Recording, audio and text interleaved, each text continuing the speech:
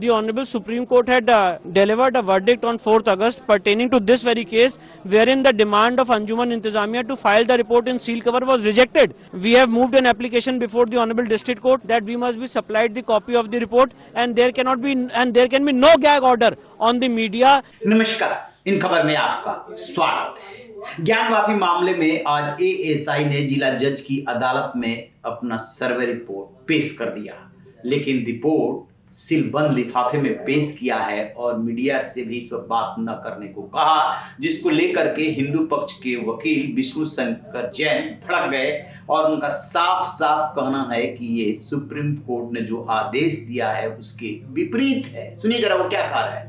Today, the Archaeological Survey of India has filed its report in sealed cover in violation of Supreme Court judgment of 4th of August. The Honorable Supreme Court had delivered a verdict on 4th August pertaining to this very case, wherein the demand of Anjuman Intizamiya to file the report in seal cover was rejected. And despite that, the Archaeological Survey of India has filed the report in seal cover, which is in clear violation of the Supreme Court order. We have moved an application before the Honorable District Court that we must be supplied the copy of the report, and there can be no gag order on the media that you cannot talk about this report, you cannot publish about this report, and we will participate in the hearing of 21st of December. And if the District Court does not pass an order which is in consonance with law, we will file an appeal before the Supreme Court. आपको बता दें कि Gyanvapi case मई महीने में शुरू हुआ, जिसमें कि हिंदू पक्ष गया अदालत में और ये कहा कि इसका सर्वे होना चाहिए। उसके पहले पूजा की इजाजत मांगी गई थी। ये मामला सुप्रीम कोर्ट तक गया, क्योंकि जो मुस्लिम पक्ष है वो इसका विरोध कर रहा था। सुप्रीम कोर्ट से कहा गया कि आप हाई कोर्ट जाइए। अल्टीमेटली ये मामला हाई कोर्ट में गया और वहां से फिर एएसआई सर्वे का आदेश हुआ। एएसआई सर्वे के लिए जो है कहा गया कि करके ये 4 अगस्त से और नवंबर तक हुआ है सर्वे। जिला जज की अदालत में रिपोर्ट पेश करनी है। 11 दिसंबर को रिपोर्ट पेश की जानी थी, लेकिन उस दिन कुछ दिक्कत आई, इसकी वजह से आज ये रिपोर्ट पेश की गई है। खास बात यह है कि उस कैंपस में क्या क्या चीजें हैं। सुप्रीम कोर्ट ने एक निर्धारित इलाके में न जाने को कहा था, उतना यदि छोड़ देते हैं तो बाकी सब में सर्वे हुआ है। एक सवाल दिमाग में कौंधता है कि आखिरकार जब जो नरसिंह राव की सरकार कानून लेकर के आई थी वर्शिप एक्ट, उसमें साफ साफ कहा गया था कि 1947 से पहले वाली जो पूजा स्थल की स्थिति है वही रहेगी, उस पर कोई विवाद खड़ा नहीं किया जा सकता। ऐसे में विष्णु शंकर जैन क्या कहते हैं जरा इस पे सुनिए, क्योंकि एकदम जो इन्होंने स्पष्ट कर दिया है कि वो एक्ट इसके रास्ते में बाधक नहीं है। अयोध्या का जब विवादित ढांचा टूटा था उसके बाद केंद्र सरकार एक कानून लेकर के आई थी और उसमें ये था कि 1947 के पहले की जो स्थिति है वही सारी स्थिति रहेगी।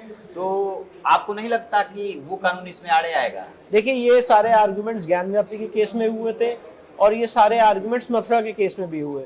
मैं आपको बताना चाहता हूँ इसमें 2 जुडिशियल वर्डिक्ट्स आ चुके हैं जो प्रेसिडेंट होल्ड करते हैं, होल्ड द फील्ड। वो है ज्ञानव्यापी के केस में 12 सितंबर 2022 का डिस्ट्रिक्ट कोर्ट वाराणसी का ऑर्डर और इलाहाबाद हाईकोर्ट का 31 मई 2023 का इलाहाबाद हाईकोर्ट का ऑर्डर, जिसमें उन्होंने होल्ड किया कि प्लेसेस ऑफ वर्शिप एक्ट धार्मिक स्वरूप तय करने से किसी को नहीं रोकता। और जब ये मामला सुप्रीम कोर्ट में भी आया था तो सुप्रीम कोर्ट ने डिस्कशन के दौरान ये कमेंट किया था कि धार्मिक स्वरूप तय करने की आजादी प्लेसेस ऑफ वर्शिप एक्ट देता है।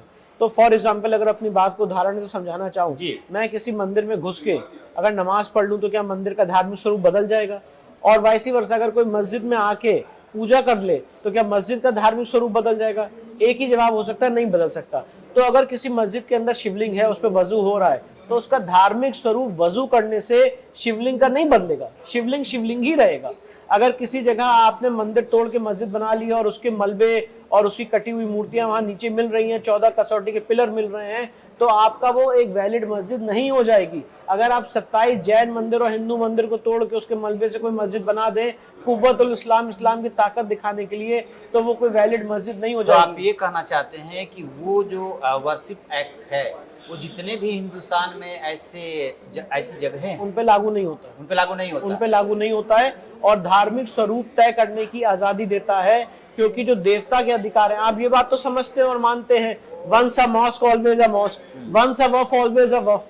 तो सनातन शास्त्र का नियम भी है, सनातन संस्कृति का नियम भी है, सनातन के आध्यात्मिक नियम भी है, once a temple always a temple. अगर एक बार कोई जगह मंदिर की होती है तो समय के अंत तक देवता की मंदिर की रहती है। सुप्रीम कोर्ट ने राम मंदिर के जजमेंट में यही होल्ड किया है कि मंदिर तोड़ने से देवता का अस्तित्व समाप्त नहीं होता है। जो मंदिर बनाने का संकल्प है वो अमर है, वो अमिट है और वो शाश्वत रहता है, और आप उसको इन्फोर्स करने के लिए कोर्ट में केस दायर कर सकते हैं। सुना आपने, साफ कह रहे हैं कि यदि कोई देव स्थान है तो वहां पे आपने कोई स्ट्रक्चर और खड़ा कर लिया तो वहां से देवत्व तो खत्म नहीं हो जाता, लिहाजा वो है और रहेगा। तो उसी हिसाब से चाहे काशी का मामला हो चाहे मथुरा का, अब जो है वो मामला चलेगा। और विष्णु शंकर जैन ये भी कहते हैं कि इसमें हमें जीत मिलेगी, वक्त का इंतजार है। रहिए देखते रहिए इनका। Thank you.